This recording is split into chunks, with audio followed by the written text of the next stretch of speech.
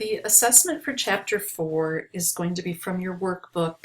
You're going to pick one of these 4 pictures and you're going to work through it using the directions I give you. It's a little bit different than what you see in your workbook, so please listen to this video and make sure you understand what I'm looking for.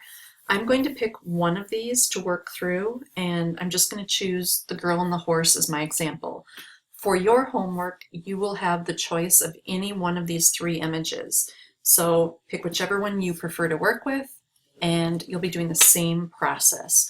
So if you need the Chapter 4 workbook files, again, they are here in Blackboard, plus you probably might have already downloaded them to your computer. So I'm going to go to our workbook folder on my desktop. I have to think where I am here. Oh, look, I had it in the Chapter 4 download that I gave you. Sometimes I'm so helpful I forget what I've done. The extra photos that you'll need for practicing this week, I gave you a download for that, and I also included things from the workbook and the textbook. So it was an inclusive folder, so I'm just going to grab it here. Wherever you get this file is fine by me, but we're going to open Girl and Horse. All right. I don't know why it thinks we need this right now.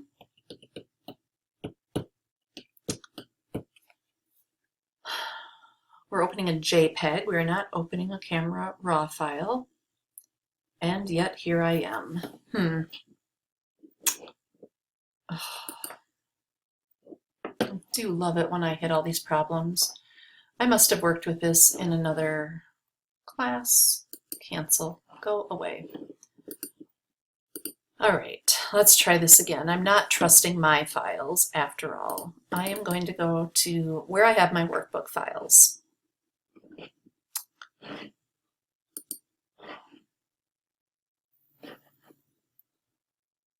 All right, back on the right plan of attack. So in my Photoshop downloads, I have workbook files, and within there I should have Chapter 4.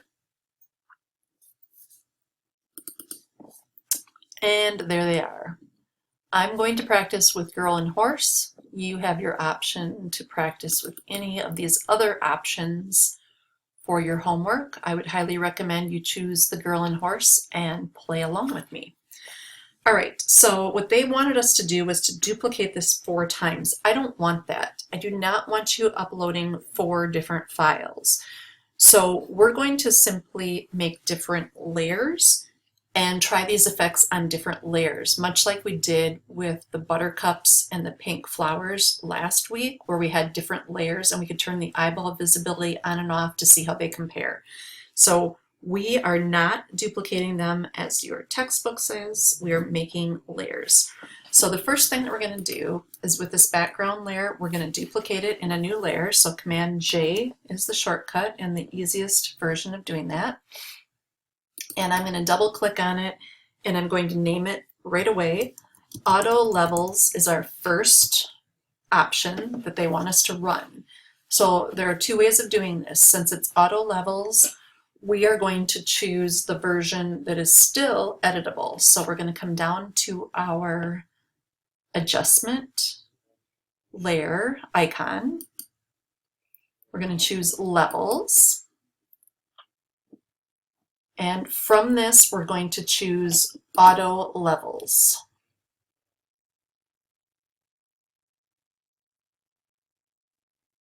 That applied this change to just this layer. Actually, it applied it to everything below. We want it to apply to just this layer. So we're going to click on this clip right here, and it now is applying only to this layer below it. So we turn those off. Here's the background. That's what it looked like originally. And if we turn on Auto Levels, this is what we got. The other thing that you could do, I'll just undo a few steps here. Instead of doing it through this option, we could select this layer, come up to Image, and we could do Levels right here. And what we get here in the auto button, we say okay to that, and it's done. This is destructive editing. We can't change our mind. The only reason I'm okay with this on this topic is because we're applying auto levels to see how that worked. So you can apply it either way I just did, through the adjustment layer or through the menu command. It doesn't matter.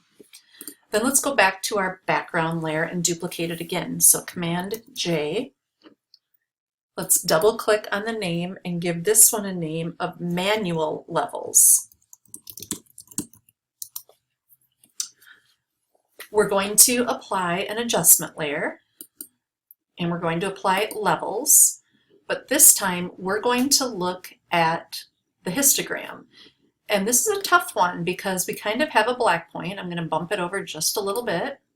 We kind of have a white point. We actually have a spike on the far right side, meaning that details are lost. We have complete blowout in some of the white. I'm guessing it's up here in the sky, maybe right here on her hat. There's no detail. We cannot darken that and get detail back because there's a spike there. So we could move this in a smidge, see if that helps. Probably not too much. Maybe moving your midpoint to darken or lighten it can help. And when you're happy with that option, we are going to click to apply this just to the manual levels. So we're going to clip that one together. So manual levels is only applying to this layer. So if I turn off the background and I turn off the auto that's above it, this is what I've currently done to my manual levels. Not good. I'm going to double click on the icon right here again to re-enter that. And it's too dark. I'm going to pull that back over to the left.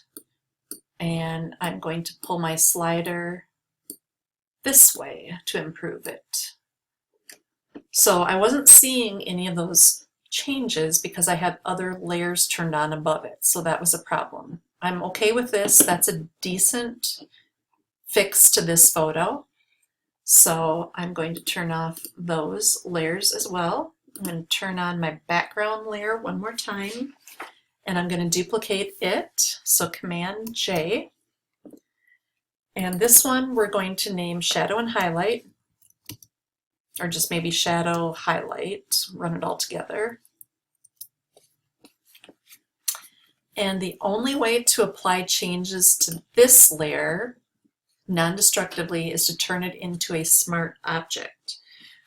So we're going to select this. I'm going to right click, or you can go up to the menu in the layers panel, and we're going to choose Convert to Smart Object. So you're either going to right click on that, or you're going to come up to this menu. Come on.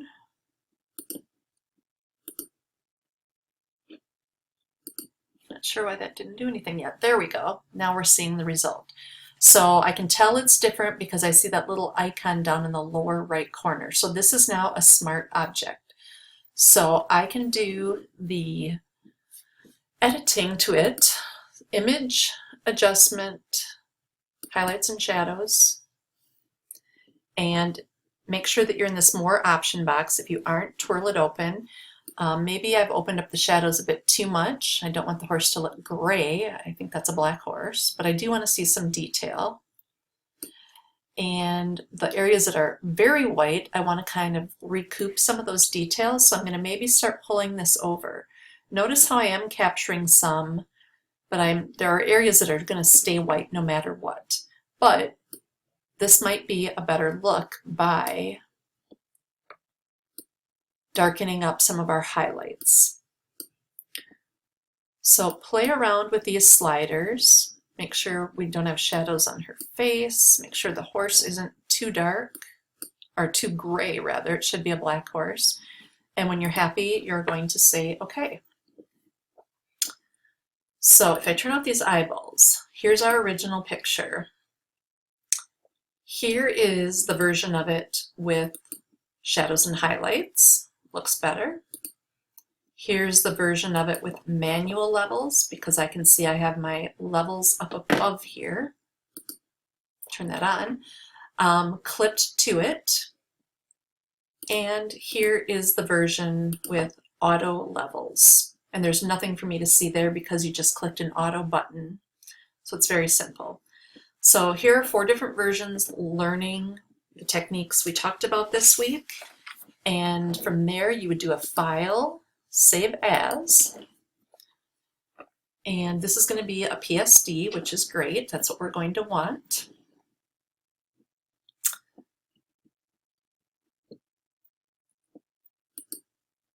Oh boy. Eventually I'm going to get there. Girl and horse PSD. Yes, I want all the layers. And I'm going to click the save button.